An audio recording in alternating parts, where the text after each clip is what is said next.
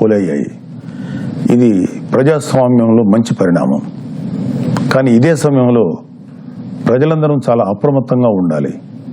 ఎందుకంటే పోలింగ్తోనే ఎలక్షనీరింగ్ పూర్తి కాలేదు, కౌంటింగ్ కూడా ఉంది.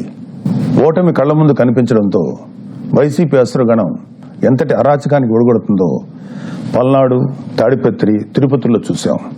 సైకోపాత్ అనే మాట మనం వింటూ ఉంటాం. ఈ జగన్మోహన్ రెడ్డి కూడా ఆ కోవలోకి వస్తాడో లేదో తెలియదు, కానీ ఖచ్చితంగా అతను ఒక సోషియోపాత్. ప్రజలను కులాలుగా, వర్గాలుగా, పార్టీల వారీగా విడదీసి చిచ్చులు పెట్టి ఆనందించే రకం. అతనిలో ఆ మానసిక స్థితిని మొదట్లో ఎవరు గుర్తించలేకపోయారు.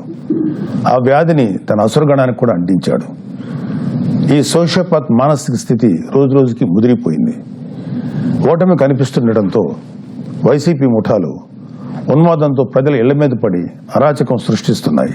మాచర్ల వైసీపీ ఎమ్మెల్యే సంబంధీకుల ఇళ్లలో పెట్రోల్ బాంబులు దొరికాయంటే ఫలితాలు వచ్చాక వీళ్ళు ఎంత రాక్షసత్వానికి తెగబడబోతున్నారో ప్రజలు గ్రహించాలి.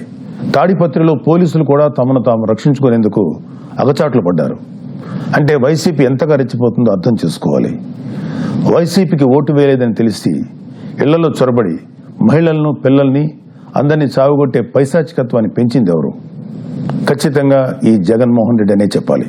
విశాఖపట్నంలోని కంచరపాలెంలో ఓ కుటుంబం కూటమి అభ్యర్థులకు ఓటు వేసిందని తెలిసి వైసీపీ గుండాలు ఆ ఇంట్లో మహిళలను, చదువుకుంటున్న పిల్లలపై దుర్మార్గంగా దాడి చేసింది.